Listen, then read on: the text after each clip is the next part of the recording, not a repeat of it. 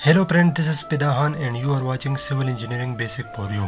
तो दोस्तों, आज मैं आप लोगों के सामने हाजिर हूँ एक नए वीडियो और टॉपिक के साथ। और आज की हमारी टॉपिक है how to calculate the cutting length of diamond stirrup, यानी कि डायमंड स्टिरअप की स्टील कटिंग किस तरह निकाली जाती है। ये हम आप लोगों को आज की इस वीडियो में दिखाएंगे कि जो हमारे पास डायमंड स्टिरअप है इसकी स्टील कटिंग किस तरह निकाली जाती है। तो क्वेश्चन शुरू करने से पहले मैं आप लोगों को जो इसका मैंने दूसरा डायग्राम बनाया हुआ है इसका डिटेल से आप लोगों को समझाता हूँ, ताकि इसका जो फार्मूला है जिसकी मदद से हम स्टील कटिंग निकालते हैं डायमंड स्ट्रिप की, उसकी मुकम्मल आप लोगों को मालूमात हासिल हो। तो इसी तरह हमारे पास ये जो कॉलम है हमारे पास, इसका ये वाला साइड 600 mm है और ये दूसरा साइड जो है हमारे पास ये 500 mm है। तो इसी तरह इससे हम क्लियर कवर माइनस करेंगे। क्लियर कवर हमारे पास 40 mm है।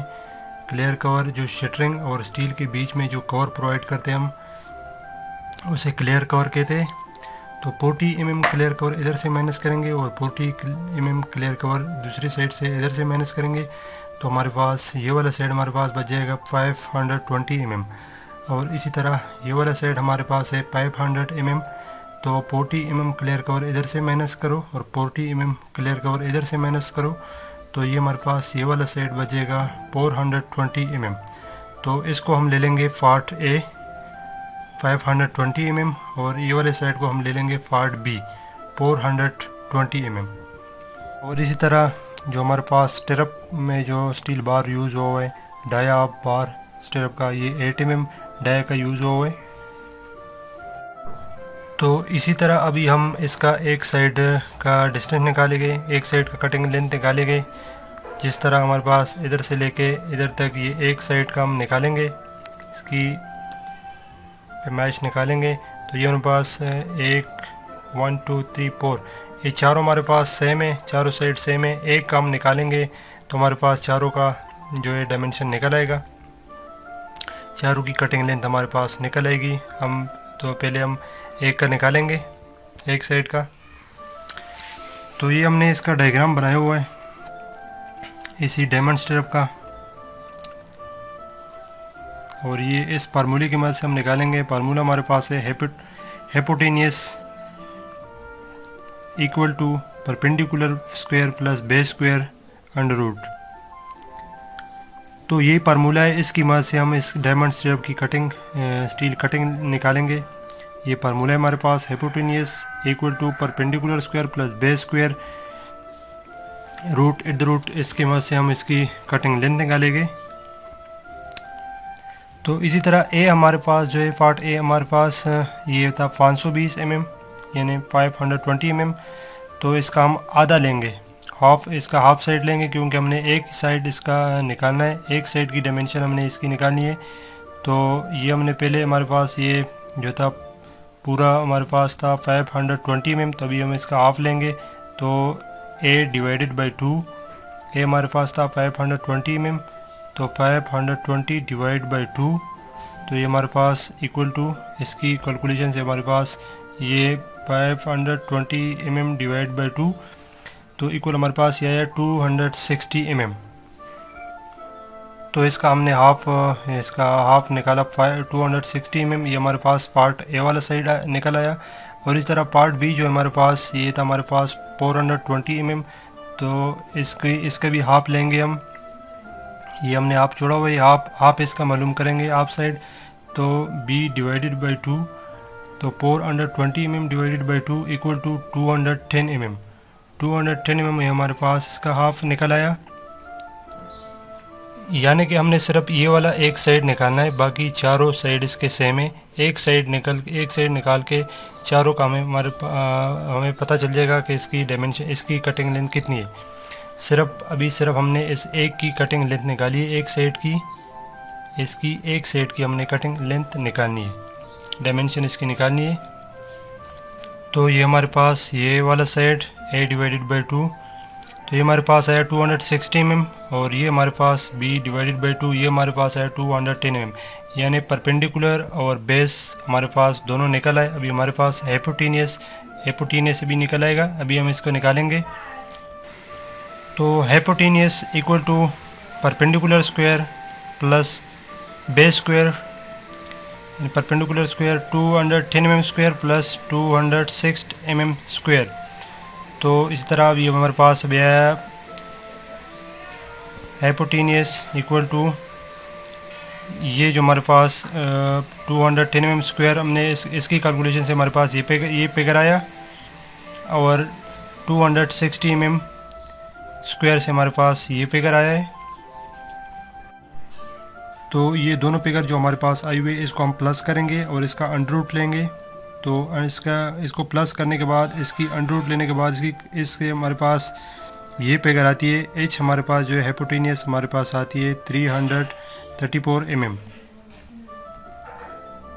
तो हाइपोटेनियस एच हमारे पास जो है ये फिगर आ गई इसकी 334 mm। तो इसी तरह अभी हमारे पास हाइपोटेनियस एच की वैल्यू जो हमारे पास ये आ गई 334 mm। तो अभी हम इसको फार्मूले में ऐड करेंगे। तो इसी तरह अभी हम क्वेश्चन सॉल्व करना स्टार्ट करते हैं।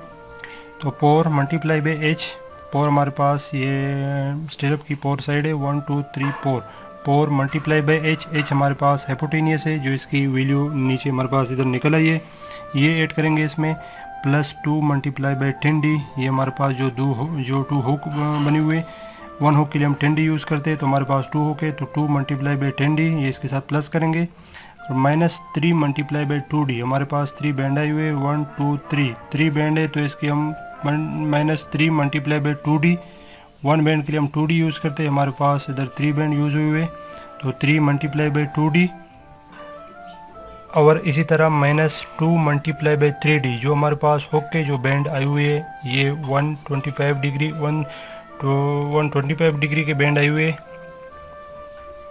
सॉरी 135 डिग्री की बैंड आई हुई है, तो इसके हम लेंगे 2 मल्टीप्लाई बाई 3d, 2 हुक हमारे पास आई हुई है, इसके हम 1 हुक की 3d लेते तो 2 हुक हमारे पास 2 बैंड है तो इसके हम लेंगे 2 मल्टीप्लाई बाई 3d, ये हम इसे माइनस करेंगे तो हमारे पास था 4 मल्टीप्लाई बाई जो वन साइड का हमारे पास एच की वैल्यू निकल आई थी 334 mm, plus 2 multiply by 10 dia,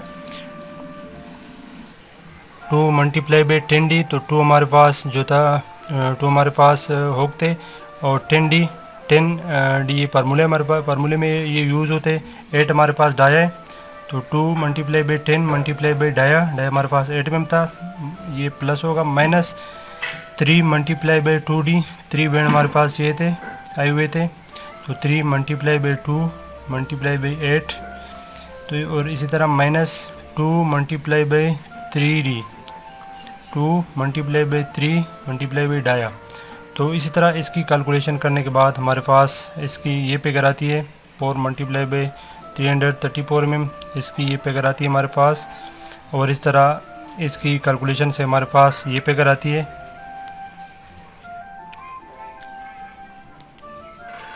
1336 mm plus 160 mm plus minus 48 और माइनस 48। तो इसकी कैलकुलेशन से हमारे पास आती है ये फिगर आती है 1400 mm, 1400 mm, और अगर इसको हम मीटर में कन्वर्ट करेंगे तो इसको हम डिवाइड करेंगे 1000 से तो हमारे पास ये आएगा 1.4 मीटर। तो mm में हमारे पास आया था 1400 mm, और इसको हमने 1000 में कन्वर्ट किया, तो इसको हमने मीटर में कन्वर्ट किया 1000 से, इसको मल्टीप्लाई डिवाइड किया तो ये हमारे पास ये फिगर आया 1.4 मीटर। तो ये हमारे पास इसका फिगर आया मीटर में, और ये फिगर हमारे पास आया हुआ है mm में।